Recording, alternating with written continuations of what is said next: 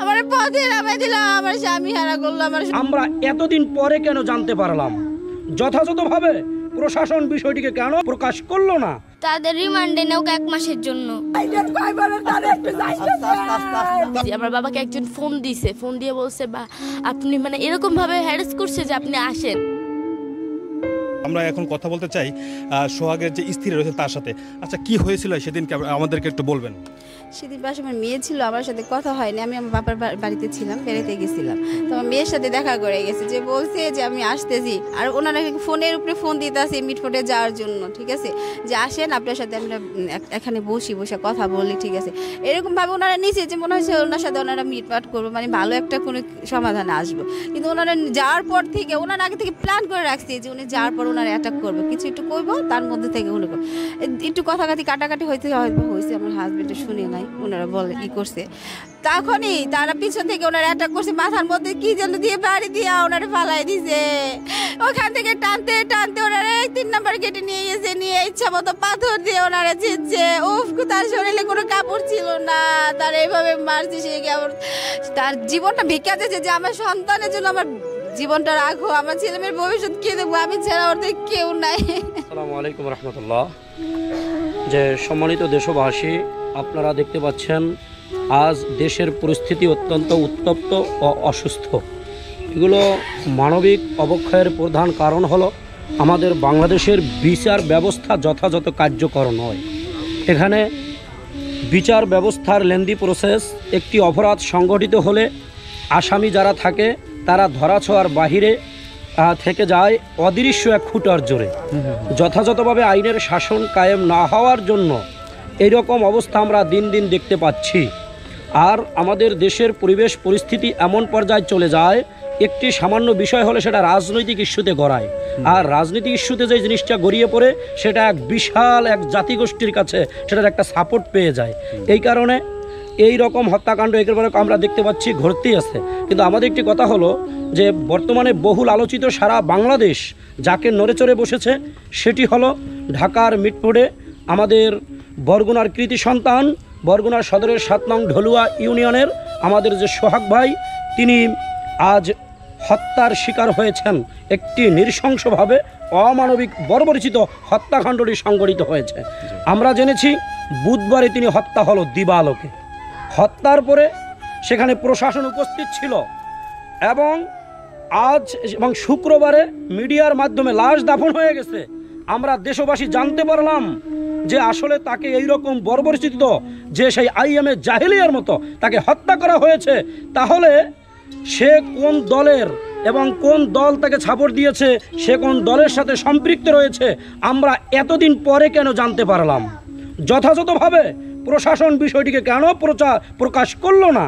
এরপরে ওই দল তাদের ব্যাপারে যথাযথভাবে ব্যবস্থা কেন নিল না? আসলে এর অদৃশ্য খুঁটো কোথায়? আসলে উদ্দেশ্য কি? এদেশের মানুষের জান মালের নিরাপত্তা নাই। এদেশের মানুষ, এদেশের খেটে খাওয়া সাধারণ মানুষের জান মালের নিরাপত্তা নেই। এক অস্থিরতা বিরাজমান রয়েছে এই দেশের পরিস্থিতি। এখন আগামীর বাংলাদেশ কি হবে এখন পর্যন্ত অনিশ্চিত। প্রশাসন তাদের জায়গা থেকে নীরবতা পালন করতেছে।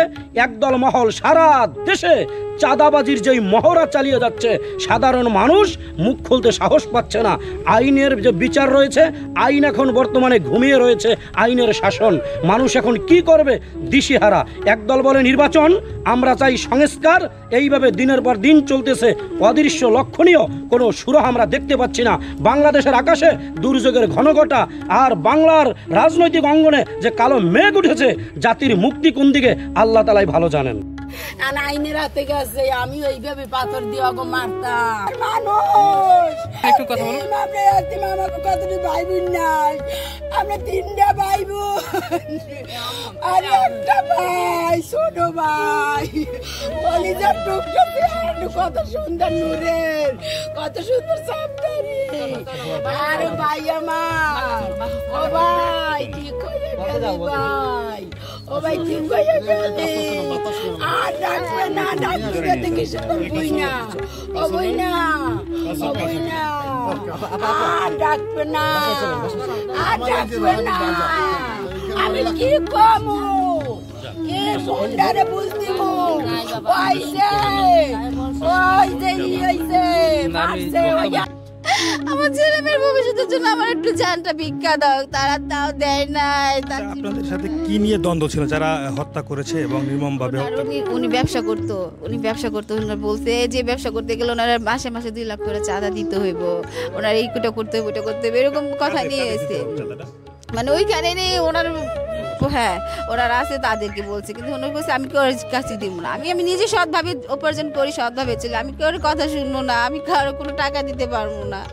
এই কথা শুনে নেই দেখি ওনার সাথে ওনারা এরকম করছে, ওনার প্ল্যান প্রকৃত কইরা আমার হাজবেন্ডে মারছে, ওনারা অনেক মানুষ ফায়ার করে আনছে ওনার মারার জন্য, এইখানে 1-2 জন না অনেক মানুষ ছিল, এভাবে মারছে, রাস্তায় পড়েছিল, কিন্তু কেউ ওনার একটু ধরে নেয় নিয়ে যে একটু ভর্তি করবো, যে জানটা বাঁচাইবো, আমার সন্তানের জন্য যদি আমার ভিক্ষা দিয়ে যেত তারপর আমি কিছু বলতাম না। আমার পথে নামাই দিল, আমার স্বামী হারা করলো, আমার সন্তান হারা করলো। আসলে এই যে কালচারটা এখন চলছে দেশে, আনাচে কানাচে অনেক ঘটনা আসছে যেগুলো আমরা অনেক সময় জানিও না, এই ঘটনাটাও তো আমরা অনেক পরে জানলাম। সো এর পেছনে আসলে আপনার কি মনে হয়, আসলে কি উদ্দেশ্য থাকে? আসলে আমরা মনে করি এখন মানুষের মৃত্যুটা হয়ে গেছে একটা স্বাভাবিক একটা প্রাণীর মৃত্যুর মতো, এইটাকে আসলে জাতি দেখতে দেখতে অভ্যস্ত হয়ে গেছে। স্বাভাবিকভাবে মৃত্যু হচ্ছে, এ নিয়ে যখন কোনো বিচার হচ্ছে না, সারা দেশে মাদকের সয়লাভ হয়ে যাচ্ছে, যা ইচ্ছা তাই করে বেড়াচ্ছে।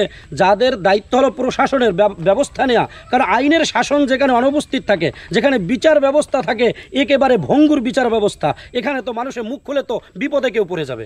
কেউ যদি সাক্ষী দিতে আসে আসলে সেও পরবর্তী সময় সে মৃত্যুর শিকার হয়। এজন্য কোনো মানুষ দায়িত্ব নিয়ে মানবিক জায়গা থেকে মানুষ দুঃখ করে, আফসোস করে কেউ সামনে এগিয়ে আসে না কেন, রাষ্ট্রীয়ভাবে বিচার ব্যবস্থার আইনের প্রয়োগটা যথাযথ নাই।